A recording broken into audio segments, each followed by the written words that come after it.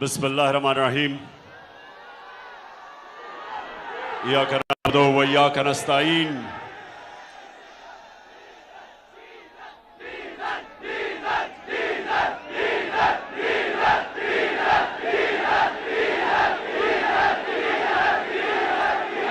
जी ननकाना, मैं अभी महंगाई के ऊपर बात करने वाला था कि डीजल की कीमत ऊपर चली गई। मुझे पता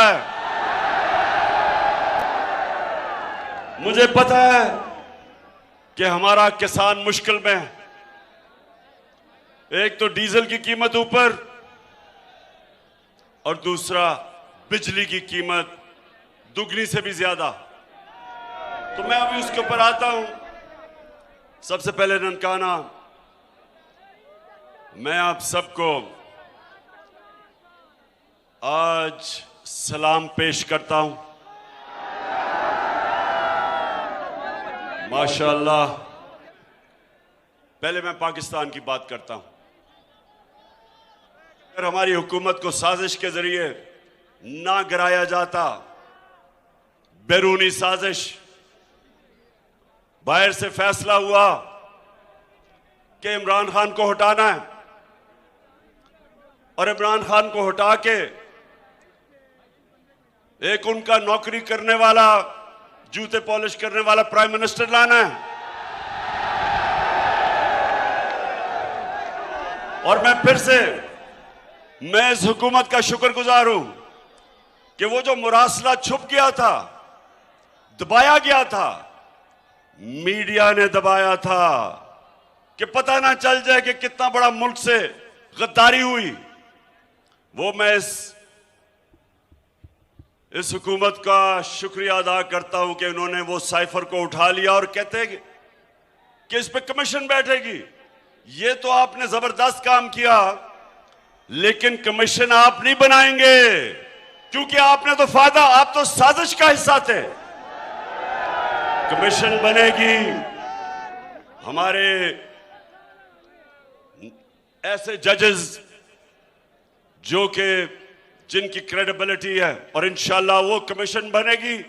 जब भी इसके ऊपर तफ्तीश होगी तो यह साबित होगा कि बैरूनी साजिश के तहत हमारी हुकूमत इसलिए गिराई गई कि हम किसी की गुलामी करने के लिए तैयार नहीं थे। हम एक आजाद पाकिस्तान देखना चाहते थे और हम इन चोरों को एनआरओ नहीं देना चाहते थे। अब ननकाना देखें, मैं आपकी अब थोड़ी सी तरबियत करना चाहता हूं। इस उम्र में सारी दुनिया मैंने देखी है और मैं आप सबको अपने तजर्बे से एक चीज बताना चाहता हूं कि क्या वजह है कि कई मुल्क कितने खुशहाल हैं। हमारे यहां लोग मरते हैं वीजा लेने के लिए, उन मुल्कों में जाने के लिए, नौकरियां करने के लिए। आप अखबारों में देखते होंगे, टीवी पे, कि किश्तियों में बेचारे लोग जा रहे हैं बच्चों को लेके इन अमीर मुल्कों में नौकरियों के लिए, और डूब जाती हैं किश्तियां, मर जाते हैं लोग। अपनी जान की बाजी लगा के अपने मुल्कों को छोड़ के अमीर मुल्कों में जाते हैं नौकरियां लेने के लिए। तो उनका ना क्या वजह है कि कई मुल्क इतने अमीर हैं और कई मुल्कों के अंदर इतनी गुर्बत है, बेरोजगारी है। तो ये मैं चाहता हूं गौर से सुने। देखें, मेरे नबी सल्लल्लाहु अलैहि वसल्लम ने जब मदीना की रियासत की बुनियाद रखी थी तो उन्होंने वो सबसे बड़ी जो एक असूल उस मदीना की रियासत का था, वो अदल और इंसाफ था। ये आपने गौर से सुनना है, क्योंकि आपको नहीं समझ आएगी जब तक आप ये चीज नहीं समझेंगे। आपको समझ नहीं आएगी कि हमने मुल्क के मसले हल कैसे करने हैं। अदल और इंसाफ का मतलब कानून के सामने सब एक बराबर, कोई कानून से ऊपर ना हो।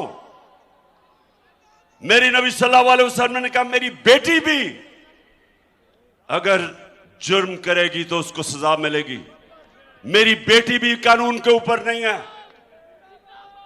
और उन्होंने यह भी कहा कि तुम्हारे से पहले बड़ी कौमें तबाह हुई, जिधर ताकतवर के लिए एक कानून और कमजोर के लिए दूसरा कानून, जिधर कमजोर चोरी करे तो जेल में और बड़ा डाकू चोरी करे तो उसको एनआरओ मिल जाए।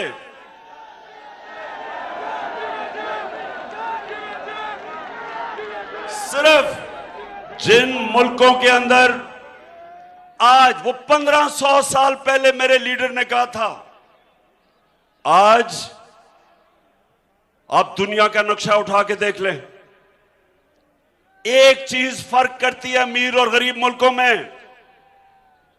खुशहाल मुल्क और जिस मुल्क में गुर्बत है, एक चीज फर्क करती है, जितना अमीर मुल्क उतना ज्यादा इंसाफ, जितना अमीर मुल्क उतने ताकतवर डाकुओं को वो कानून के नीचे रखते हैं, जितना गरीब मुल्क हमारे वाला हाल है वहां कि चोरी करके मुल्क से पैसा लूट के और बाहर लंदन में बड़े बड़े महलों में रहे, मुल्क में आए पैसा चोरी करने, लूट के बाहर ले जाएं, और हमारा इंसाफ का निजाम उनको नहीं पकड़ सकता, सिर्फ छोटे चोरों को पकड़ता है, गरीबों को पकड़ता है जो मजबूरी में, बेरोजगारी में अपनी बच्चों को खाना खिलाने के लिए, घर में बीमारी है, पैसा नहीं है, वो जो मजबूरी में, ऐसे भी लोग हैं, कई तो वैसे चोरी करते हैं, लेकिन कई लोग बेचारे मुश्किल वक्त में साइकिल चोरी, मोटरसाइकिल, गाय भैंस, वो तो जेलों में चले जाते हैं। 6 महीने की सजा, वो 6 साल बेचारा गरीब आदमी जेल में रहता है। लेकिन ताकतवर, अब ताकतवर का ये देखो, मैं सारी कौम के सामने ये दिखाना चाहता हूं कि अभी जनाब नवाज शरीफ और मरियम ने कहा जी हम बेकसूर हैं, हमारे से बड़ा जुल्म हुआ, हमारे से अदालतों ने भी बड़ा जुल्म किया, और हमारे से कोई खलाई पता नहीं मखलूक ने बड़ा जुल्म किया। तो ये मैं आपको सबको दिखाना चाहता हूं कि क्या जुल्म हुआ या नहीं हुआ, अपने आंखों से देखना। भी वीडियो में हुआ क्या, इन्होंने पैसा चोरी करके बाहर ले गया नवाज शरीफ, बेटी के नाम पे इसने महंगे तरीन लंदन के इलाके में 4 बड़े बड़े महलात ले लिए, अरबों रुपए के, और ये हमेशा कहते रहे कि जी हमारे तो है ही नहीं है, क्योंकि इनके पास पैसा ही नहीं था, इनके टैक्स रिटर्न्स में, असासे में इतना पैसा ही नहीं था कि इतने महंगे फ्लैट ले लेते। तो झूठ बोलते रहे कि हमारे फ्लैट नहीं है जी, इनको नहीं पता क्या होना था। अल्लाह अल हक है, हक के खुदा ने, अल्लाह ने एक इंटरनेशनल इंकशाफ किया और उधर सब कुछ सामने आ गया। तो जरा आप ये देखें कि जब मरियम से पूछा गया आज से 10 साल पहले के बताएं जी फ्लैट आपके हैं, 10 साल पहले, तो वो क्या कहती है? इस तरह मुझे लगा कि आप लोगों को बेवकूफ नहीं बना सकते। मेरी सिस्टर लंदन में प्रॉपर्टीज तो दूर की बात है, मेरी पाकिस्तान में भी कोई प्रॉपर्टी नहीं है, मैं अपने वालिद के पास है। और मुझे समझ नहीं आई कि मेरी और मेरी वालदा की और बहन भाइयों की प्रॉपर्टीज ये कहाँ से निकाल के ले आए हैं। मेरे नाम पाकिस्तान में कोई प्रॉपर्टी नहीं है, ये तो इंग्लैंड की बात है। अच्छा, पाकिस्तान में भी कोई प्रॉपर्टी नहीं है।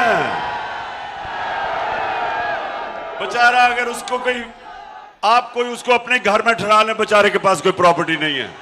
अच्छा आप देखें, अब उस बेचारी को नहीं पता था ननकाना कि सच का खुदा है, वो सच सामने ले आता है।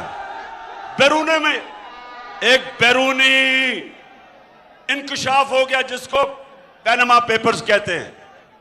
जब वो इंकशाफ हुआ तो उसमें यह आ गया कि जनाब ये 4 बड़े बड़े महलात, इनकी मालिका मरियम बीबी है। तो जब वो आ गया सामने और ये 4 साल के बाद आया, तो मरियम के भाई साहब क्या कहते हैं जरा ये पहले सुन लें, सब देखें। को तस्लीम करता हूँ कि अल्हम्दुलिल्लाह पाक लेन के ऊपर जो अपार्टमेंट्स हैं वो अल्हम्दुलिल्लाह हमारे हैं। मैं इस बात को तस्लीम करता हूँ कि उनको ऑफशोर कंपनीज नेस्कॉल लिमिटेड और नीलसन लिमिटेड जो है उनको ओन करती हैं, और मैं आपको ये भी अर्ज करता हूँ उनको होल्ड कर रही है इस वक्त मरियम नवाज शरीफ, मेरी हमशीरा जो है। ठीक है जी, ठीक है जी। ननकाना सुन लिया आपने, तस्लीम करते हैं कि ये हमारे 4 बड़े बड़े महल्लात हैं। अब अगला सवाल ये कि जनाब पैसा किधर से आया, रसीदें तो दिखाओ। तो जब मरियम से पूछा गया कि वो पैसा किधर से आया, अच्छा तो जब अब वो ये तो नहीं कह सकती थी कि मेरे बाप ने पैसा दिया है, क्योंकि बाप अगर कहता तो वो पकड़ा जाता, वो प्राइम मिनिस्टर था, उसके पास तो कोई असासे थे नहीं, उसने दिखाए नहीं थे। इसका मतलब अगर बाप कहता तो वो चोरी का पैसा था। तो मरियम क्या कहती, जरा ये सुन ले आप। हुसैन के पास आज जो भी है वो एक अरबपति दादा के पोते हैं। उस अरबपति दादा के पोते हैं जो 1960s और 70s में पाकिस्तान का अमीर तरीन इंसान था। ये जो एसेट्स हैं, ये जो बिजनेस के लिए पैसा है, ये सारा दादा से डायरेक्टली बच्चों को ट्रांसफर हुआ। सुन लिया ना। अब बाप का तो कह नहीं सकती थी, तो उसने कहा मेरे दादा का पैसा था। अब दादा से किसने पूछना था, वो तो अल्लाह के पास चला गया था। तो किसने कहना था जी दादा का पैसा था, दादा की वजह से हमने ये महंगी जगह ले ली। लेकिन फिर सुन लो, ननकाना वो हक का खुदा है, सच का खुदा है। वो क्या, अब जो मरियम का दादा था वो शहबाज शरीफ का बाप था, ठीक है ना? ठीक। अब शहबाज शरीफ अपने मरियम के दादा के मुतालिक क्या कहता है, ये सुन लो। मेरे खानदान को 22 खानदानों में शुमार नहीं होता था। मुझे इसके ऊपर बाइस फख्र है कि मेरे वालिद का ताल्लुक एक गरीब किसान के घराने से था। हिंदुस्तान अब ननकाना सुनो जरा, समझ आ गई? नहीं, हाथ खड़ा करके बताओ, समझ आ गई? हाँ, मैं ये बताना चाहता था कि तुम कितने झूठ बोलोगे, चोरी छुपाने के लिए क्या क्या करोगे। और ये मैं अब आपको इधर से बताता हूं कि कौम गरीब कैसे होती है। कौम गरीब इसलिए नहीं होती कि उसमें वसाइल की कमी होती है। कौम गरीब होती है जब इस तरह के डाकू मुल्क के ऊपर मुसल्लत हो जाते हैं, तब तबाह होती है। पहले ये चोरी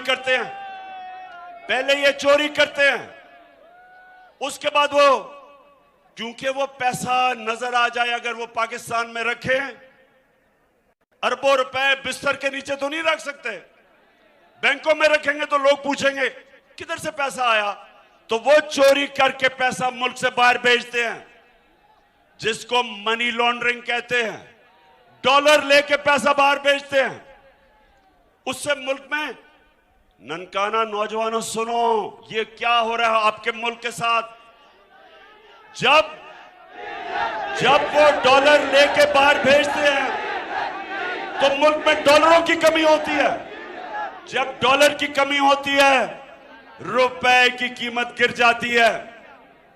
जब रुपया गिरता है, बाहर से जो भी आप चीज इंपोर्ट करते हैं महंगी हो जाती है, मुल्क में महंगाई आ जाती है। तेल महंगा, डीजल महंगा, बिजली महंगी, घी महंगा। तो अब ये सुने, अब हो क्या रहा है मुल्क के साथ।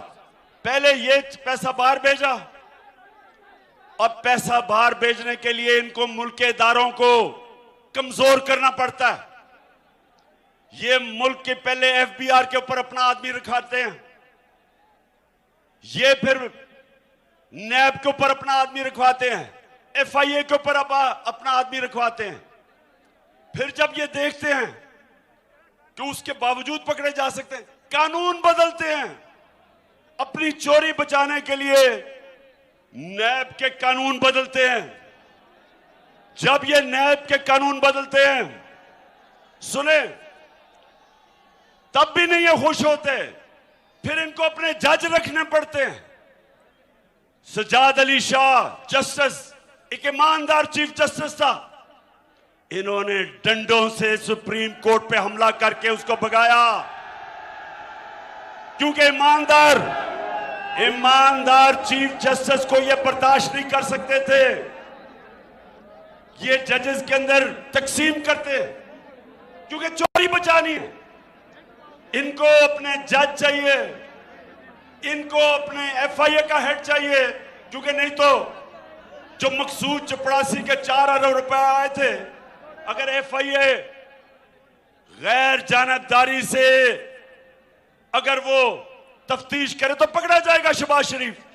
तो अपना एफआईए का हेड बैठाया, अपना नैब का हेड, अपने जजेस के ऊपर ये पूरा कोशिश करते हैं अदालतों को अपने साथ मिलाने की, तकसीम करने की। इनका सारा माजी है।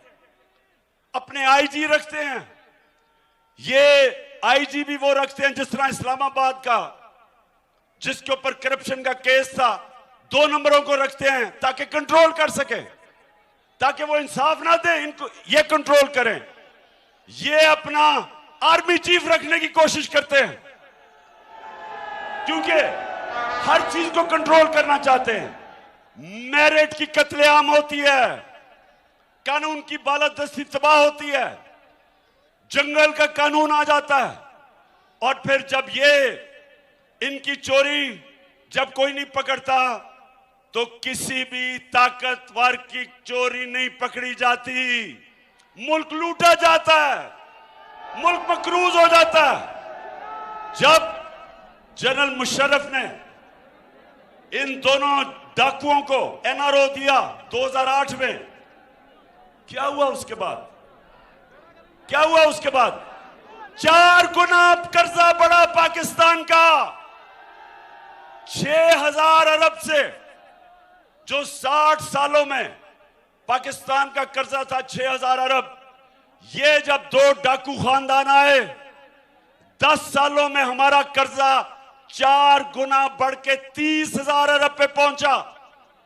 और उसकी कीमत कौन अदा कर रहा है? आप अदा कर रहे हैं, महंगाई के जरिए आप अदा कर रहे हैं। कौम ऐसे तबाह होती है, कौमों को कोई बैरूनी दुश्मन इस तरह तबाह नहीं करता जिस तरह अंदर इस मुल्क में बैठे हुए मीर जाफर और मीर सादक तबाह करते हैं। कोई दुश्मन की जरूरत नहीं होती। और इसलिए आप सब तैयारी करें, मैं आपको कॉल दूंगा, और वो ज्यादा देर नहीं है, मैं तैयारी पूरी देख रहा हूं।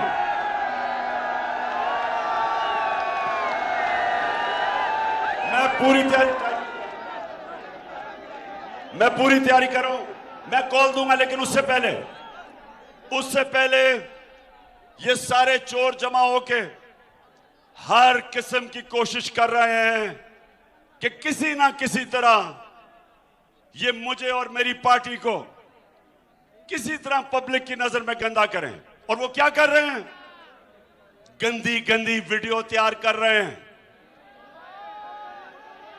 गंदी गंदी वीडियो, वो डीप फेक वीडियोस मैं भी आपको दिखाऊंगा। वो घर में बैठ के नई टेक्नोलॉजी के जरिए गंदी वीडियोस और फिर टेप्स दिखा रहे हैं, ऑडियो टेप्स। मैं अदालत में जा रहा हूं कि प्राइम मिनिस्टर ऑफिस और उसके घर की जो सिक्योर लाइन थी, किसने उसकी टेप की और फिर लीक कैसे हुई, किसने की? चलें, अगर आप सर्वेलेंस भी करना चाहते हैं प्राइम मिनिस्टर की कॉल्स की, करें, लेकिन उनको लीक करना ये जुर्म है, ये जुर्म है। और इंशाल्लाह अदालत में जाऊंगा और पता चलाऊंगा कि कौन सी एजेंसीज ये कर रही हैं। क्या मैं कोई दुश्मन हूं मुल्क का? 50 साल से मुझे कौम जानती है। मुझे एक दुश्मनों की तरह और मेरे लोगों को केसेस झूठे FIR हर रोज कट रही है। जो भी आप करेंगे, ये जो भी करें समझ जाएं, ये मैं चैलेंज करता हूं, जो भी आप करेंगे आप नहीं रोक सकते इस सैलाब को। ये जो पाकिस्तान में इनकलाब आ रहा है कोई नहीं रोक सकता। मेरा चैलेंज है आपको, जो भी करना है, गंद उछालना है, गटर में गिर के अपने मुल्क की अखलाकियात तबाह करनी है अपने आप को बचाने के लिए, ये आपको कुछ नहीं बचा सकता। मैं सिर्फ आपको दिखाना चाहता हूं कि कितना आसान है ये गलत वीडियोस और टेप्स बनाना आज की टेक्नोलॉजी के जरिए। जरा दिखाएं। इंतशार फैल रहा है। नवाज शरीफ से पूछो, जिसने पाकिस्तान को तमाशा बना के रख दिया है दुनिया में। बोलो, मैं सच कह रहा हूं ना? मेरी बात सुनो भाई, मेरी भी ऑफशोर कंपनी मौजूद थी और वो पैसा कहां से आया भाई, कहां से आया? नवाज शरीफ, तुम दूसरों पे तोहमतें लगाते हो। नवाज शरीफ, तुम सबसे बड़े करप्ट आदमी हो, करप्ट। और लोग जानते हैं, लोग जानते हैं। नवाज शरीफ को तो कोई ख्याल नहीं आया क्योंकि ये पत्थर दिल इंसान है। यानी नवाज शरीफ को तो कोई ख्याल नहीं आया क्योंकि ये पत्थर दिल इंसान है। यानी इंसानों के लिए कोई इसके दिल और दिमाग में कोई गोशा जगह नहीं है। और मैं इस तरह के लफ्ज इस्तेमाल नहीं करता, मगर ये फ्रॉडिया है, फ्रॉडिया। मेरा नहीं ख्याल कि शहबाज शरीफ से ज्यादा इदारों को किसी ने बदनाम किया है, किसी ने उनको सियासत के लिए अपने पेटी सियासी गेन के लिए इस्तेमाल किया है। अगर शहबाज शरीफ को इसी तरह सपोर्ट किया जाता रहा, मुल्क को इसी तरह अंधेरों में झोंका जाता रहा, तो ये फिर मुस्लिम लीग नून के हाथ से भी बात बाहर चली जाए। ठीक है, पहले दिन से भरोसा था कि एक दिन सच सामने आएगा, एक दिन पूरी दुनिया को पता चलेगा कि इमरान खान कोई आम शख्स नहीं है, पाकिस्तान का सबसे बड़ा सर्टिफाइड सादिक और अमीन है। और नवाज शरीफ ने अपनी नाअहली, अपनी नालायकी, अपने साजिशी जहन से, इंतकामी जहन से आज पाकिस्तान को तबाही के धाने पर लाकर खड़ा कर दिया। और नवाज शरीफ आटा समझ गए आप कि ये आप कर रहे हैं क्योंकि ये समझ ही नहीं सकते कि अवाम आज सारी हमारे साथ खड़ी है, कौम आज सारी हमारे साथ खड़ी है। ये चोर एक तरफ खड़े हैं, कौम एक तरफ खड़ी है और ये हरबे इस्तेमाल करेंगे। मैं सिर्फ अपनी कौम को बताना चाहता हूं कि ये खौफ में हर किस्म के हरबे इस्तेमाल करेंगे। आप तैयार है ना? मैंने आपको कॉल देनी है और इंशाअल्लाह मैं अपनी कौम को, मैं अब सारी कौम को तैयार कर रहा हूं इस कॉल के लिए। और मैं अब चाहता हूं कि आपने सब ने मेरे साथ अच्छा हाँ, मैं उससे पहले इतनी तादाद में जो नानकाना में मेरी बहनें आई हैं, मैं आपको सबको सलाम करता हूं। अच्छा, अब आप सब ने मेरे साथ अब हल्फ लेना है। बिस्मिल्लाहिर्रहमानिर्रहीम। बिस्मिल्लाहिर्रहमानिर्रहीम। हाथ खड़ा करके, हाथ खड़ा करके, हाथ खड़ा कर। मैं यहां से पढ़ूंगा, आपने वहां से रिपीट करना है उसको। बिस्मिल्लाहिर्रहमानिर्रहीम। बिस्मिल्लाहिर्रहमानिर्रहीम। सबने हम हल्फ उठाते हैं, हम हल्फ उठाते हैं कि हम पाकिस्तान के आइन की हमेशा पासदारी करेंगे, हमेशा पासदारी करेंगे। हम पाकिस्तान की खुद मुख्तारी का तहफ़्फ़ुज़ करेंगे कि हम कभी भी अल्लाह के सिवा किसी के सामने नहीं झुकेंगे। और हम पाकिस्तान की हकीकी आजादी की इस जिहाद में, हम पाकिस्तान की इस हकीकी आजादी की जहाद में आखिर तक इमरान खान के शाना बशाना जद्दोजहद करेंगे। मेरे साथ खाना जाना बशाना बशाना जद्दोजहद करेंगे, हाथ खड़ा करके। हाँ, और हम हर किस्म की कुर्बानी के लिए तैयार रहेंगे। हम हर किस्म की कुर्बानी के लिए तैयार रहेंगे। अल्लाह हम सबका हामी और नासिर हो। अल्लाह हम सबका हामी और नासिर हो। आमीन आमीन। पाकिस्तान। ननकाना, मैं आपका शुक्रिया अदा करता हूं दिल से, इतनी तादाद में और गर्मी में आप आए, आपका शुक्रिया। और इंशाल्लाह अल्लाह ने मौका दिया, मैं फिर से ननकाना आऊंगा आपके पास। अल्लाह ने मौका दिया आके, और इंशाल्लाह हम अपने ननकाना को उठाएंगे। हम इसको एक इंशाल्लाह एक खुशहाल सारी डिस्ट्रिक्ट बनाएंगे। पाकिस्तान जिंदाबाद।